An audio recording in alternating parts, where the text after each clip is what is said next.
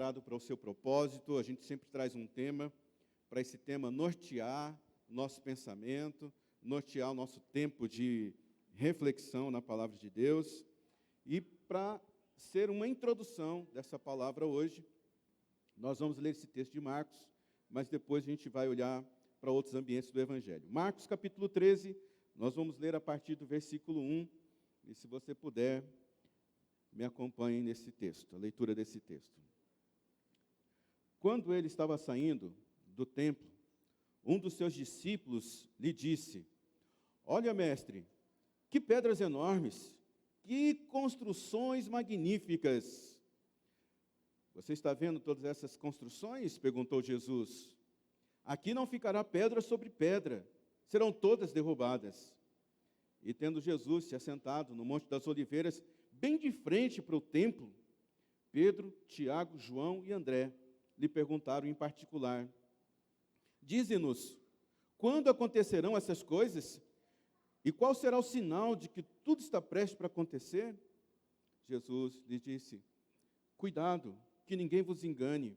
Muitos virão em meu nome, dizendo, sou eu, e enganarão a muitos. E quando ouvirem falar de guerras, rumores de guerras, não tenham medo. É necessário que tais coisas aconteçam, mas ainda não é o fim. Nação se levantará contra nação, o rei contra reino, haverá terremotos em vários lugares e também fomes. Essas coisas são o início das dores. Mas fiquem atentos, pois vocês serão entregues aos tribunais, serão açoitados nas sinagogas. Por minha causa, vocês serão levados à presença de governadores e reis, como testemunho a eles. E é necessário que, antes que o evangelho seja pregado em todas as nações, sempre que forem presos e levados a julgamento, não fiquem preocupados com o que vão dizer. Digam somente o que lhe for dado naquela hora, pois não serão vocês que estarão falando, mas o Espírito Santo. O irmão trairá o seu próprio irmão, entregando-o à morte. O mesmo acontecerá ao pai e a seu filho. Filhos se rebelarão contra seus pais e os matarão. Todos odiarão vocês por minha causa, mas aquele que prevalecer até o fim será salvo. Mas aquele que prevalecer até o fim será salvo. Você pode orar comigo, não fica apavorado com o texto, vai dar tudo certo no final, como sempre dá. Tudo que Deus quer, tudo que Jesus queria naquele tempo era preparar os seus discípulos, e tudo que Deus quer fazer nesse momento é nos preparar para o propósito que Ele tem para cada um de nós. Então, convido você a orar comigo, fechando os seus olhos mais uma vez, e dizendo para Deus que você tem sede de ouvi-lo, você tem necessidade de receber instrução do céu, dizendo para Deus que você quer que Ele diga algo para você, que Ele te direcione a algo, e Deus vai atender a sua oração nessa noite. Pai, é com gratidão no nosso coração, nós estamos sendo expostos à Tua palavra nessa noite. Nós pedimos entendimentos dos céus, pedimos que o nosso entendimento, a nossa mente, o nosso coração, nós autorizamos o Senhor a abrir a nossa mente e o nosso coração, para que a Tua palavra ela seja imprimida, ó Deus, na nossa vida, conforme a Tua vontade. Hoje, prepara cada um de nós, prepara o Teu povo, Deus, para todas as bênçãos, a todas as coisas que estão assim na nossa frente, para ser conquistada, porque está dentro do propósito do Senhor, dentro do desígnio do Senhor. Essa é a oração que eu faço em nome de Jesus. Amém, Senhor.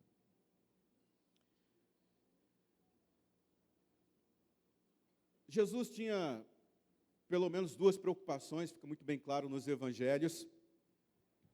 A primeira preocupação de Jesus era falar sobre o reino de Deus, representar o reino de Deus, demonstrar o poder do reino de Deus. Isso fica muito bem claro quando a gente lê os evangelhos. Uma outra preocupação que Jesus tinha era de preparar os seus discípulos. Não foi uma, nem duas, mas pelo menos 28 vezes nos evangelhos você vai encontrar Jesus contando uma parábola, trazendo um ensinamento com o objetivo de preparar os discípulos. Jesus estava continuamente fazendo isso, preparando os seus discípulos. Se ele passava 2, 3 horas com a multidão, ele reservava mais tempo para poder passar com os seus discípulos, justamente com esse propósito. Qual o propósito? O propósito de instruir, preparar os seus discípulos. A Bíblia, ela é um livro de pessoas preparadas, pessoas prontas. Você vai ver a história de uma pessoa, você vai estudar o percurso daquela pessoa, e você vai ver que ela estava preparada para aquele momento, porque a Bíblia nos apresenta um ambiente de pessoas prontas, pessoas preparadas. Aliás, o mundo de hoje é um mundo para pessoas prontas. Se você ouvir uma pessoa dizendo assim, olha, eu perdi uma oportunidade, é porque essa pessoa não estava pronta para essa oportunidade. A situação surgiu, a oportunidade surgiu, mas a pessoa não conseguiu ser ousada naquele momento. A oportunidade surgiu, mas a pessoa não tinha dinheiro suficiente para aproveitar aquela oportunidade, não estava pronta. A oportunidade surgiu, mas aquela pessoa ela demorou para decidir. Tudo isso diz respeito a estar pronto. O mundo é um mundo de pessoas prontas. Pessoas prontas são pessoas alertas. Pessoas prontas são pessoas que vão responder com rapidez aquilo que lhe está sendo proposto. Pessoas prontas são pessoas dinamicamente, assim, diligentes. Elas estão prontas para o que der e vier.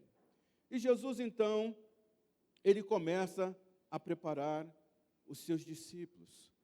Eu tenho certeza absoluta, seja qual for o momento que você está atravessando, esse é um ambiente onde Deus está te preparando. Deus está preparando você para algo superior. Deus está preparando você para avanços maiores. Deus está preparando você para entendimentos mais sublimes.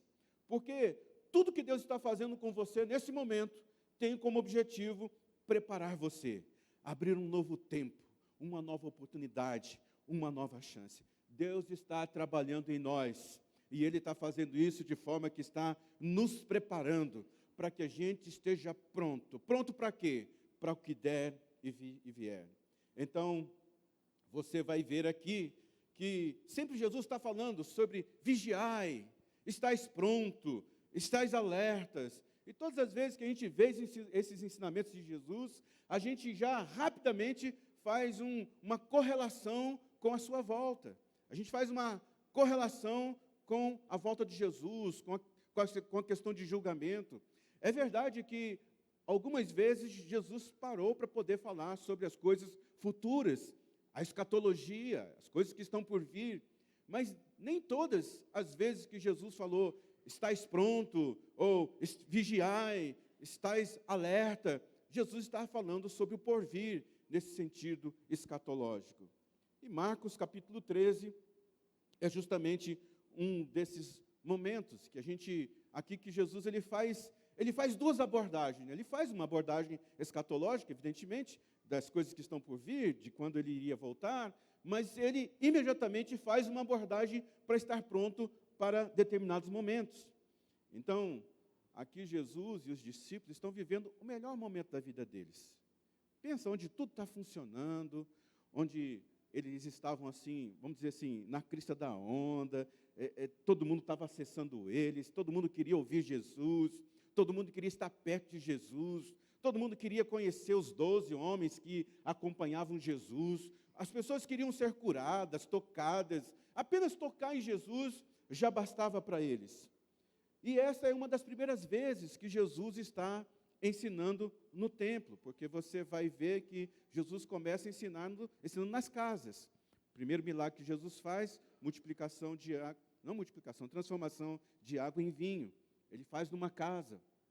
Jesus, ele começa a ensinar nas casas, depois ele passa a ensinar nas ruas, daqui a pouco ele está ensinando nas campinas, daqui a pouco ele está ensinando nos montes, daqui a pouco ele sobe em cima de um barco de Pedro e começa a ensinar. Jesus ainda não estava ensinando nas sinagogas, mas agora o ministério de Jesus, ele entra num ambiente tão assim, que agora ele começa a ensinar nas sinagogas, nos templos. Então, você vai ver que uma hora ele abre a palavra lá na sinagoga da Galileia, outra hora ele está lendo a palavra, ensinando ali na sinagoga de Cafarnaum. Outro momento, ele está lá na sinagoga de Nazaré. Agora Jesus está ensinando no templo. Eu fico imaginando como é que está a cabeça desses homens, discípulos de Jesus. Eles começam ensinando na periferia, nas casas, nas ruas, nos montes, nas campinas, mas agora eles estão dentro do templo. Imagina isso. Esses meninos estão pensando assim, nossa, chegamos no nosso alvo. Isso era tudo o que precisava acontecer com a gente. É o nosso momento. É o nosso momento. E me parece que Jesus também, ele fica energizado com esse momento. Ele fica cheio de maior autoridade, porque ele está ensinando ali no templo de Herodes. Esse texto aqui fala de um ensinamento dentro do templo de Herodes, o templo mais suntuoso, mais esplendoroso da época.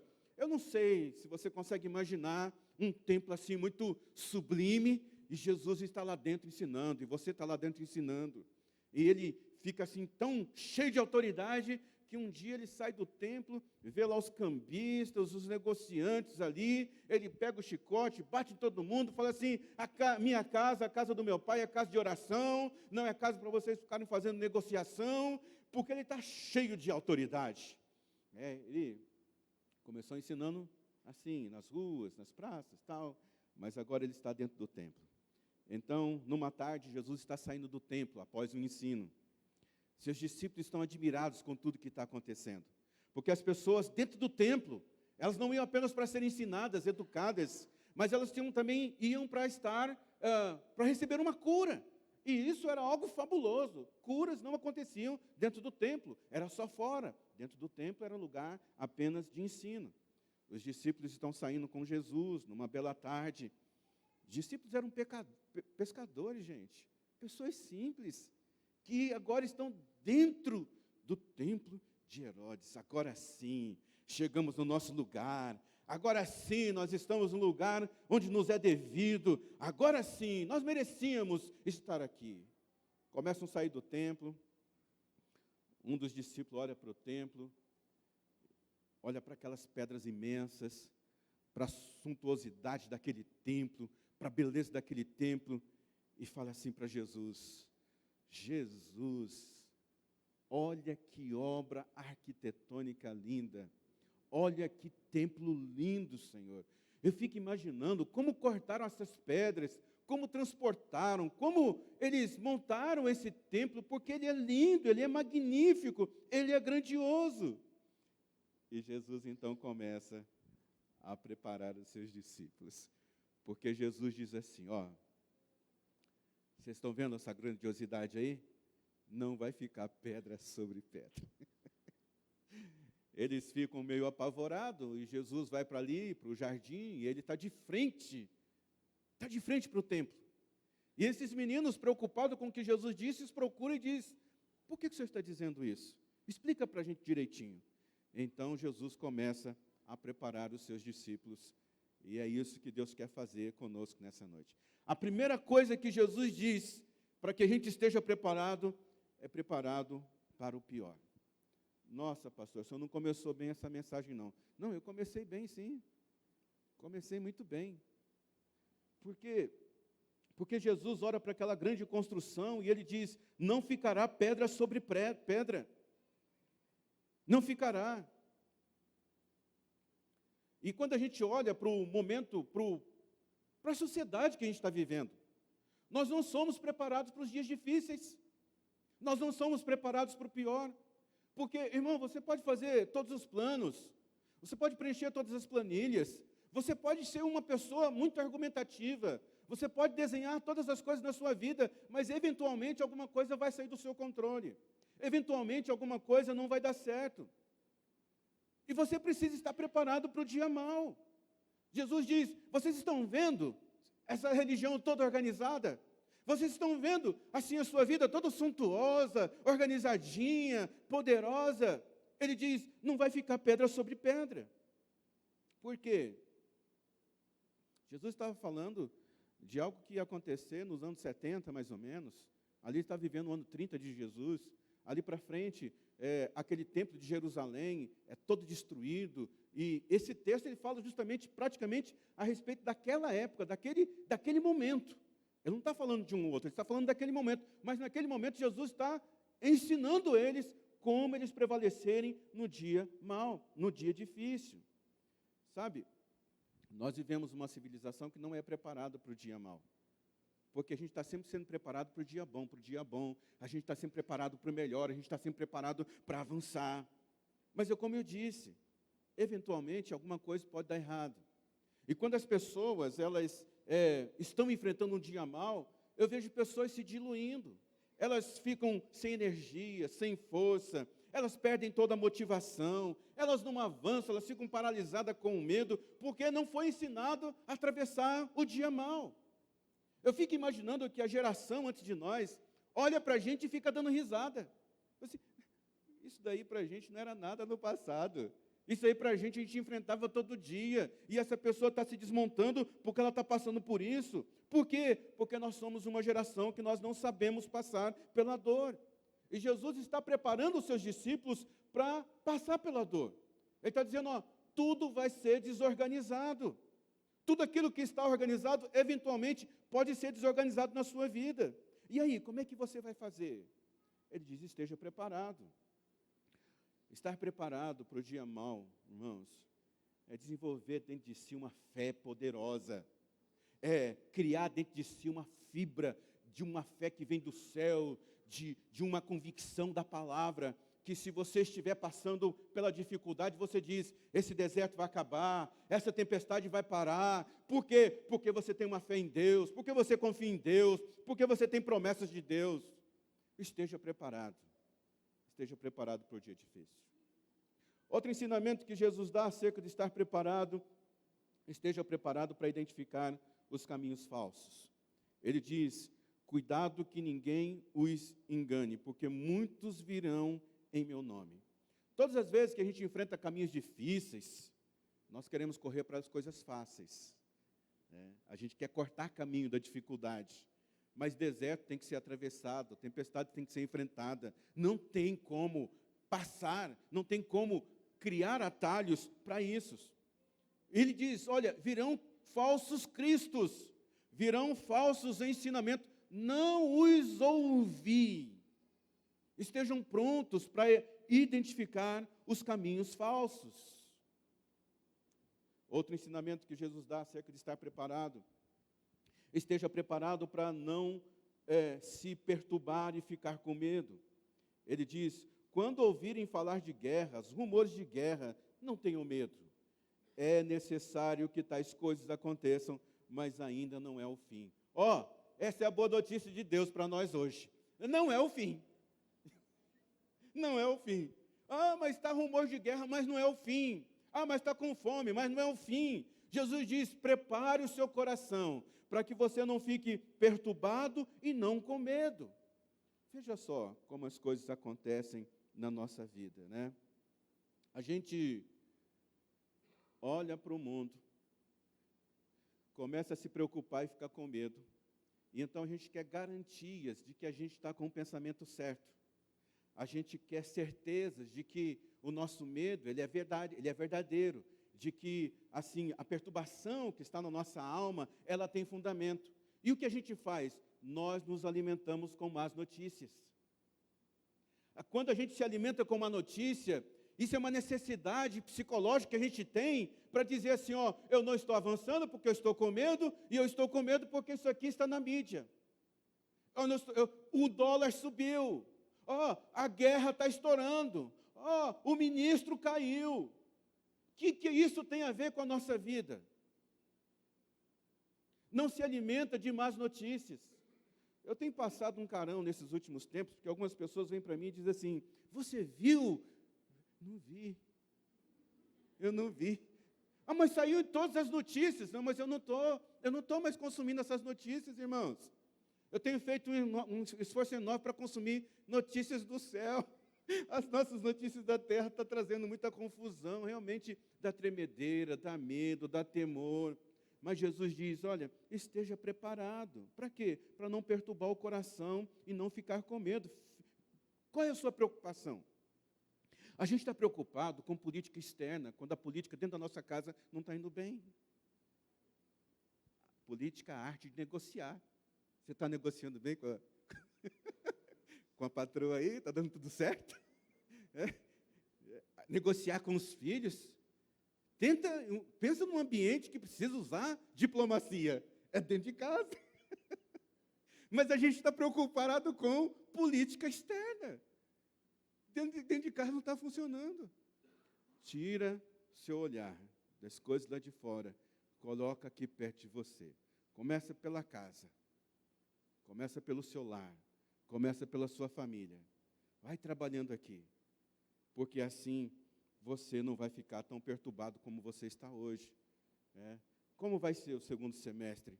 O meu segundo semestre vai ser poderoso, cheio de oportunidades, porque Deus está me dando um novo vigor para tudo que tem pela frente aí. E tem coisas aí para acontecer que a gente diz assim, meu Deus, como será? Vai ser como Deus quer, e eu estou preparado. Estou preparado, você também está sendo preparado hoje. Outra coisa que Jesus fala para a gente ficar preparado, esteja preparado para a perseguição. Ele diz assim, fiquem atentos, vocês serão entregues aos tribunais, serão açoitados. Sabe, a gente não é preparado para perseguição, a gente não é preparado para ser odiado. Basta a gente ver as redes sociais. Se alguém, ao invés de dar um like, dá um dislike, é assim que fala, não sei como é que chama isso, mas sim, botou um negocinho lá, a gente já fica logo desesperado. A gente posta um negócio na nossa vida e ninguém reagiu. Isso é um bom sinal, sabia só? É quando ninguém reage assim muito, é um bom sinal, não fique preocupado não. Você olha assim, poxa, mas só 3 curtiram. A gente não é preparado para ser odiado. Sabe, levanta alguma coisa lá no trabalho, a gente se desmorona, a gente fica preocupado, porque nós não somos preparados para ser perseguido. E Jesus está aqui dizendo para esses homens, olha, vocês precisam ser preparados para serem perseguidos. Não adianta você ficar deprimido porque alguém não gosta de você. Não adianta você ficar sem dormir porque alguém não curtiu as suas fotos. Não adianta você perder o sono porque alguém se levantou contra você. Não perca o sono por você estar sendo perseguido. Se você quer ser uma pessoa influente, você vai ser perseguido. Você quer ser uma pessoa que vai aparecer, que vai crescer, que vai ser uma novidade, você vai ser perseguido. Não tem outro caminho. O outro caminho é você permanecer assim, escondidinho. A perseguição, ela vai vir. Ela vem de gente próxima, ela vem de gente distante. Alguém vai falar coisas que você não gosta, mas Jesus está dizendo, seja forte. Seja forte. Será que você está preparado por dia difícil? Será que você está preparado para ser rejeitado? Ou você é aquele tipo de pessoa que vive no Alice no País das Maravilhas? Não seja frágil, não seja pequeno. Deus te chamou para ser uma mulher grande, Deus te chamou para ser um homem poderoso. Não seja pequeno diante da perseguição. Davi estava fazendo a transição ali do reinado dele para o reinado do seu filho. Você sabe que Salomão não era para ser rei, não era para ser ungido rei, porque ele não era o primogênito das primeiras esposas que Davi teve, né? Você vai conhecer lá a história depois. Mas aconteceu algo lá que Salomão então se tornou rei. Quando Davi está ali no leito de morte, ali se preparando para deixar a terra dos viventes, ele chama Salomão e dá uma instrução que eu acho incrível. 1 Reis capítulo 2, versículo 4, de 2 a 4, diz assim, Davi está dizendo, eu estou para seguir o caminho de toda a terra. Qual o caminho de toda a terra? Um dia nós vamos morrer. E depois ele continua, por isso, ó Salomão, seja forte, seja homem. Eu achei que ele ia dizer assim para Salomão, Salomão, obedeça a Deus. Mas primeiro ele diz para Salomão, Salomão, você seja forte e seja homem. Seja forte e seja homem. E então você vai ver lá que a primeira crise diplomática que Salomão tem, ele é forte, ele é homem. Ele manda decepar um monte de gente. Fala assim, se você pisar fora desse lugar aqui, você e toda a sua família vai morrer. Um dia o cara perdeu umas cabras lá e foi procurar em outro lugar e falou assim, eu avisei você que se você saísse daquele lugar, você ia morrer. Então, acabou, meu filho, para você. É uma palavra meio chula, mas Davi está dizendo assim para Salomão, Salomão, seja macho. Seja macho. Enfrente a vida. Esteja pronto. esteja pronto, Salomão. Outra instrução que Jesus dá acerca de estar pronto: esteja preparado para celebrar a conquista do outro. E aqui, então, nós temos que ir para duas parábolas que Jesus conta, aqui registrado em Mateus, capítulo 22, versículo 14. Porque para poder celebrar com os outros, a gente tem que estar vestido com a roupa certa. A gente tem que estar com a vestimenta certa para a gente poder celebrar com as pessoas. Muitos fazem uma confusão muito grande, achando que Jesus está falando sobre salvação nesse texto aqui de Mateus capítulo 2. Porque Mateus capítulo 2, Jesus está disputando com os fariseus. Ele diz assim, parece que é um comichão nos ouvidos dos fariseus, porque os fariseus não queriam aceitar Jesus como um ensinador, como um mestre, como alguém que estava ali com uma sabedoria divina. Eles não conseguiam parar para ouvir Jesus. Então Jesus conta duas parábolas. Capítulo 22, Jesus vai dizer assim, que um rei foi casar o seu filho, e ele preparou uma grande festa. É diferente das festas de hoje, de casamento. As festas de hoje de casamento, elas têm a duração aí de 4 horas, 6 horas. Mas as festas de casamento dessa época eram 6 dias. 6 dias. Então o pai prepara aquele banquete, 6 dias. Ele pega convites bonitos, nobres, chama os seus servos e diz assim, vai convidar todas as pessoas que são importantes para mim. Eu quero vê-las na minha festa. Então, os servos saem e eles vão entregar os convites. E um diz assim, eu estou muito ocupado, eu não posso ir. O outro diz assim, olha, eu não estou pronto para ir, eu não vou conseguir estar nessa festa. O outro diz assim, eu tenho tanta coisa para fazer, não vai dar para eu ir. Então o rei fica muito bravo. Os servos voltam e dizem assim, ninguém aceitou seu convite, está todo mundo ocupado. O rei fica bravo, pega o seu exército, vai lá e mata todos os convidados que ele tinha convidado. Imagina isso, mata todos. E depois diz assim para os seus servos, olha, eu quero que você faça o seguinte, sai pelas ruas aqui, pega todo mundo que você encontrar pela frente. O andarilho, o sem-teto, quem você encontrar pela frente, traz para cá. É meu convidado. Vamos celebrar o casamento do meu filho. Então, os servos vão lá, convida todo mundo, o salão está cheio de gente. O rei desce, e ele começa, então, a cumprimentar cada um nas mesas ali. Como você está? Obrigado por você ter aceitado o convite. Você me honra com a sua presença. E então o rei chega diante de um homem. E esse homem não está vestido para a festa. Então, o rei olha para aquele e diz assim, por que você está vestido assim? Você não está preparado para a festa que eu te convidei? Então, o rei manda os servos pegar este convidado e colocar ele para fora, expulsa. Você vai ler o texto aí que Jesus faz uma comparação com aquele que recebe Jesus e aquele que não recebe, né? Mas por que ele faz isso? Porque aquele convidado não estava pronto, preparado para celebrar a conquista daquele rei. E sabe que às vezes a gente é assim também, irmãos? Nós não estamos preparados para celebrar a conquista dos outros. Os outros conquistam e a gente fica com aquele sorrisinho amarelo, sabe? Você já passou por isso? Existem duas formas de você marcar a vida de uma pessoa intensamente. Duas formas. A primeira forma que você vai marcar a vida de uma pessoa é quando você estiver presente na pior dor da vida daquela pessoa. Se você estiver presente na pior dor da vida daquela pessoa ela vai ser sempre grata para você. Ela vai sempre lembrar de você. O outro momento que você marca a vida da pessoa é quando você está presente na melhor alegria daquela pessoa. Há uns 10 anos atrás, eu era presidente do Conselho de Pastores, e eu fui convidado para um aniversário de um pastor, uma igreja pequena, alguém que eu gosto muito, a gente desenvolveu uma boa amizade. Então, aquela igreja preparou uma festa para o pastor, a esposa entrou em contato comigo e falou assim, pastor, fazemos questão, vai ser uma honra que o senhor esteja aqui com a gente. E eu dei ok para ele, falei assim, tudo bem, eu vou nessa festa, pode deixar, a honra é minha, e é uma honra. Mas aquela semana foi uma semana muito difícil, aquela semana eu fiquei entre a cruz e a caldeira, porque se eu saísse de casa eu não ia conseguir dar atenção para a minha família, e eu coloquei na ponta do lápis e eu decidi, eu vou ficar com a minha família, eu estou cansado, sabe, chega na festa, você tem que dar atenção, todo mundo vai ficar querendo conversar com você, eu estou cansado, e eu preciso dedicar tempo para a minha família. Então eu decidi ficar em casa, eu não fui naquela festa. E nosso relacionamento mudou bastante, até hoje eu não consegui ser eu não percebo ser perdoado por aquele pastor, porque eu não estive na festa de aniversário dele. Hoje, os pastores me convidam para estar na festa de aniversário deles, e eu digo logo que eu não vou, porque se eu for, vai ser uma boa surpresa.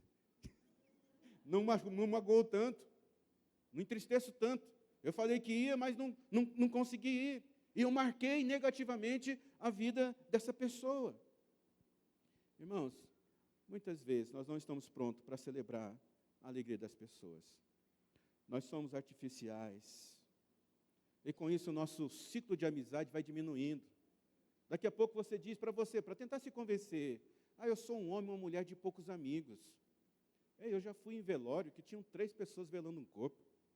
Ninguém teve a preocupação de passar lá e se despedir daquele defunto, daquele homem, daquela pessoa. Por quê? Porque ao longo da sua vida, ele se fechou tanto, ele ficou escolhendo tantos amigos que naquele momento de dor, não tinha ninguém ali, sabe?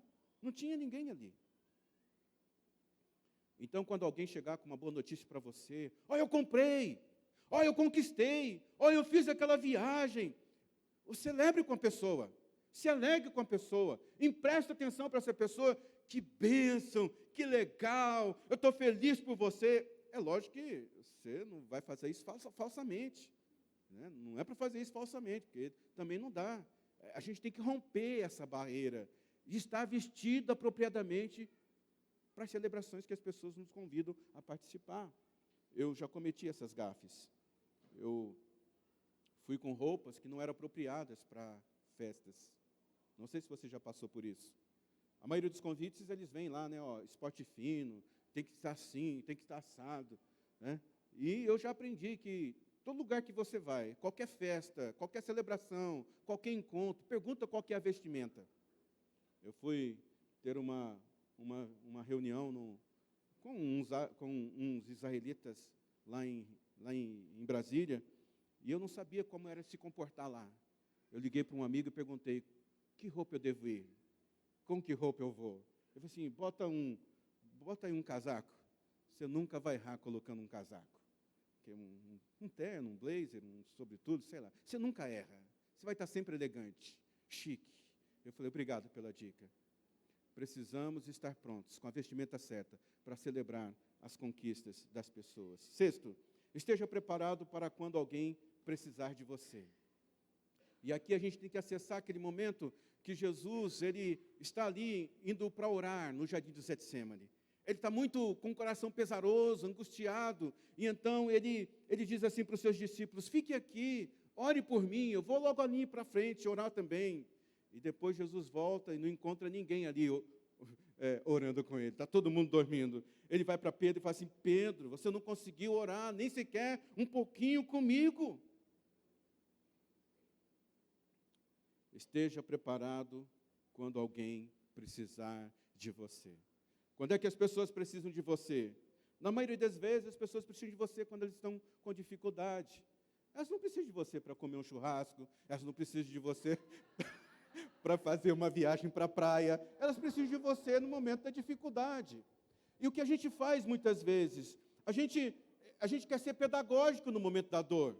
No momento da dor, não dá para você ser pedagógico. A gente quer ser uma espécie de interface de Deus. Aconteceu isso por conta da vontade de Deus, porque Deus não precisa de nenhum defensor. Tudo que as pessoas precisam quando estão passando por um momento de dor é saber que você está ali do lado, para o que der e vier. Elas precisam de um abraço, elas precisam de um toque no ombro, é tudo que elas precisam. Irmãos, eu já vi cada pregador indo fazer velório que eu fico triste e envergonhado de ver aquilo. Quer fazer uma justificativa, assim, por que aquela pessoa morreu? Por que aquela pessoa morreu? Defendendo Deus. Deus não precisa que você defenda Ele. Aliás, quando você começa a defender Deus, eu acho que Ele fica falando, menos, não precisa me ajudar nisso não, deixa que eu resolvo esse negócio. Sou poderoso para dar respostas difíceis.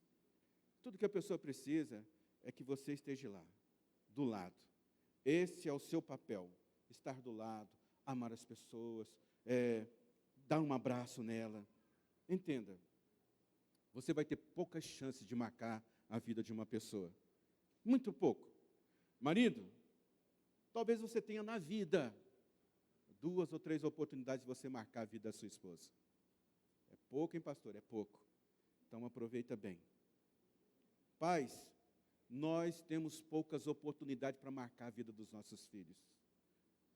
Depois não adianta você falar, eu não estive presente, por que eu não fiz, por que eu não prestei atenção, não adianta. Nós temos poucas oportunidades para poder marcar a vida das pessoas. Vamos estar preparados para ajudar todas as pessoas que precisam de nós. Todas. Estou terminando. Jesus também ensina os discípulos a estarem preparados para a batalha contra o pecado. Ele diz lá em Mateus capítulo 26, vigiem e orem, para que não caiam em tentação, porque o espírito está pronto, mas a carne é fraca. Essa é a mesma fala que o salmista diz lá no Salmo 39, versículo 1, diz assim, eu disse, vigiarei a minha conduta, e não pecarei em palavras. Eu colocarei uma mordaça na minha boca, enquanto os ímpios estiverem comigo. Gente, que ensinamento é esse? Que ensinamento é esse? Você colocar uma mordaça na sua boca quando você estiver na presença de ímpios. Porque eu já vi muitos crentes indo no caminho dos ímpios. Começa com uma conversinha, é uma piadinha sem graça, e daqui a pouco você está contando piadas muito mais apimentadas do que um ímpio. Incrível! Por que você sabe dessas coisas?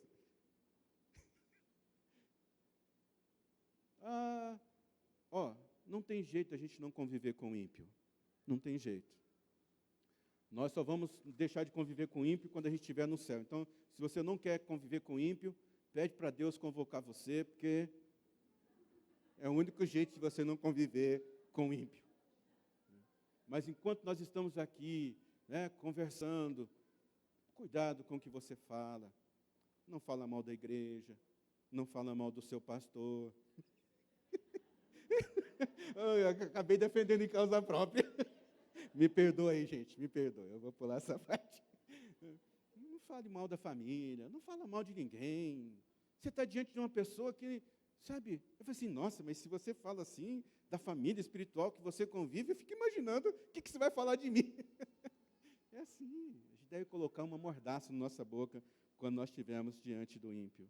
E para terminar, esteja preparado para servir Jesus e a sua noiva. Jesus diz aqui, busquem, pois, o reino de Deus e essas coisas lhes serão acrescentadas. E essa fala de Jesus, ela está encaixada dentro também de uma parábola que Jesus conta.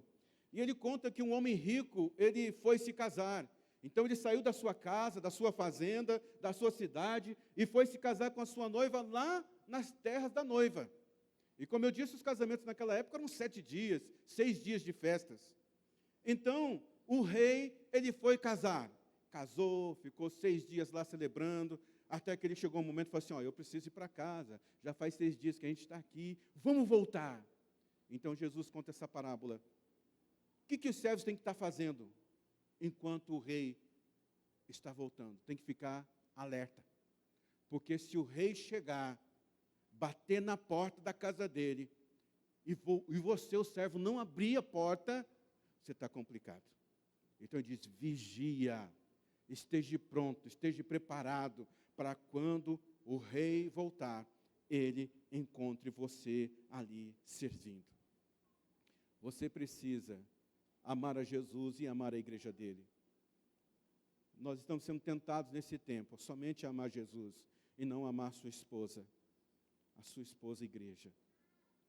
Se você disser para mim que gosta de mim, que me ama, mas não gosta da Neise, a minha esposa, você não me ama. Se você diz que ama Jesus e não ama a igreja dele, a noiva dele, você está complicado. Você precisa amar os dois. Estejam sempre preparados para responder a qualquer que lhes pedir a razão da esperança que há em vocês. Jesus nos prepara hoje. Para quê, pastor? Eu estou pronto para o que deve e é. Eu estou pronto para o melhor de Deus. Mas se o dia difícil vier, eu vou continuar confiando no Senhor. Eu estou pronto para o que der e vier, mas se na minha caminhada alguém precisar de ajuda, eu estarei lá presente. Eu estarei lá presente. Eu estou pronto para o que der e vier, mas se no caminho eu precisar parar para celebrar com alguém as conquistas daquela pessoa, eu estou pronto para celebrar. Esteja pronto para celebrar. Pastor, mas eu não sinto que eu não estou pronto para essas coisas, não. Você está pronto sim, viu? Só o fato de você tirar tempo para estar aqui, ouvindo, cultuando, todas as vezes que você tira tempo para ouvir Deus, você está se preparando, Deus está preparando. Cada vez que você vem aqui ouvir, celebrar a Deus, Deus está preparando você para algo grandioso e poderoso. Vai chegar uma hora que, assim, você vai florescer, você vai crescer. Por quê? Porque você está pronto.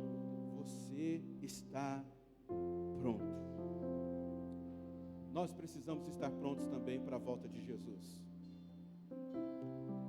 Quando a gente fala sobre a volta de Jesus, e já vi muitos pregadores fazer isso, principalmente nesse tempo de pandemia, eles colocam um pavor sobre a vida das pessoas. É um pavor que você não sabe se Deus te ama ou se Ele te odeia. Não sabe. Porque fala assim, um vai estar no campo, outro vai estar fazendo isso, um vai ficar, outro vai. Meu Deus, qual vai ser eu? Vou ficar? Ou eu vou com Ele? Mas Jesus não compartilhou essas coisas para colocar peso sobre o nosso coração. Ele compartilhou com a gente essas coisas para a gente estar pronto para quando Ele voltar. Esteja pronto. Será que hoje você pode fazer uma oração para Deus dizendo assim: Deus, se o Senhor voltar hoje, eu estou pronto. Eu estou pronto para ir com o Senhor. Não tem medo no meu coração, não tem nenhuma incerteza no meu coração. Eu estou pronto. Será que você é capaz de fazer essa oração hoje? Eu sei que eu estou colocando você contra a parede, mas não é. Porque o mundo é para pessoas prontas. E você tem que estar pronto. Você tem que estar pronto. Se você olha para a sua vida e diz assim: não estou tão pronto assim para morrer, para a volta de Jesus, então você tem que se preparar. Tem que se preparar. A coisa mais certa nesse mundo é que um dia ou você morre ou você se encontra com Jesus. Não tem outra coisa. Se prepara. Como é que a gente descansa o nosso coração com segurança? Primeiro aceitando Jesus, o caminho, a porta, o único e vivo caminho, o Filho de Deus, aquele que se entregou no nosso lugar. Receba Ele como Senhor e Salvador da sua vida e você está pronto para partir a qualquer momento. Eu já tive muito medo de morrer. Tive muito. Teve época que eu pensava assim: nossa, mas e se morrer minhas filhas, minha esposa, o que vai acontecer com elas? Vai acontecer o de melhor. Porque Deus é o Deus dos órfãos. Deus é o Deus das viúvas. Serão guardados, amparados e protegidos. Mas e eu? Eu estou pronto. Então, eu já cheguei num lugar da minha vida que eu posso dizer hoje para Deus: eu estou pronto. Eu estou pronto. A hora que o Senhor quiser me buscar, se o Senhor quiser se encontrar comigo, eu estou pronto. Tira peso do seu coração. Deus não tem dias maus para você viver. Ele tem dias bons. Mas Ele quer que você esteja preparado para qualquer situação que você tenha que viver. Fique em pé, eu quero orar por você, terminando este culto.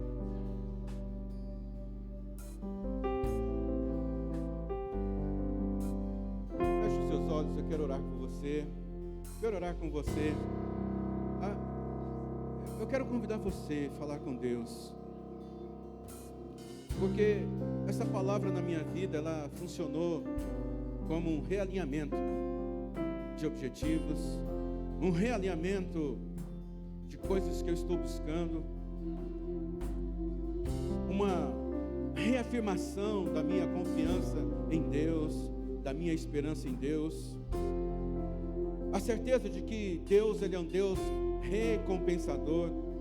Nada do que a gente faz aqui para Ele, para a sua igreja, para o próximo, vai ficar sem a recompensa no céu. Ele é poderoso para guardar aquilo que Ele mesmo prometeu para cada um de nós. Então nessa noite, esteja pronto. Diga para Deus: eu estou pronto, Deus. Eu estou pronto. Eu estou pronto para comer o melhor dessa terra, mas eu estou pronto também para enfrentar qualquer fome, qualquer seca, qualquer momento de desespero. Eu estou pronto, porque eu confio no Senhor e eu espero no Senhor. O Senhor é o Deus da minha salvação, o Senhor é a rocha da minha vida. Diga para Deus: eu estou pronto, Deus, eu estou pronto. E se houver temor no seu coração, peça para Deus preparar sua vida. Peça para Deus preparar. Tudo o que Ele faz é preparar você para viver no céu, preparar você para desfrutar das melhores coisas deste mundo, preparar você para o dia da tempestade, preparar você para o dia mau, preparar você para celebrar a conquista das pessoas que estão ao seu redor, preparar você para ajudar as pessoas que precisam de ajuda. Deus está preparando você para ser um lugar que você brilhe, que você irradie a luz, o poder de Deus. Deus está preparando você para coisas grandiosas. Hoje, nessa noite, ó Deus, eu oro te agradecendo pela essa palavra de alinhamento. Ninguém sai daqui hoje com temor, com medo. Ninguém saia daqui hoje com o coração entristecido, mas saia daqui com convicção de que o Senhor é um Deus poderoso, de que o Senhor está preparando a nossa vida para enfrentar qualquer situação. Hoje o Senhor toma pela mão aquele que está abatido e o fortalece. Hoje o Senhor tira o medo do futuro do coração dos teus filhos e filhas. Hoje o Senhor nos torna preparados, Deus, preparados, prontos para o que der e vier. Sejam os teus filhos abençoados nessa noite, com a prontidão que vem dos céus, sobre o nosso coração, sobre a nossa alma, sobre o nosso espírito. Que o amor de Deus, a graça do nosso Senhor Jesus Cristo e o consolo, as consolações do Espírito Santo de Deus envolva sempre a sua vida, em nome de Jesus.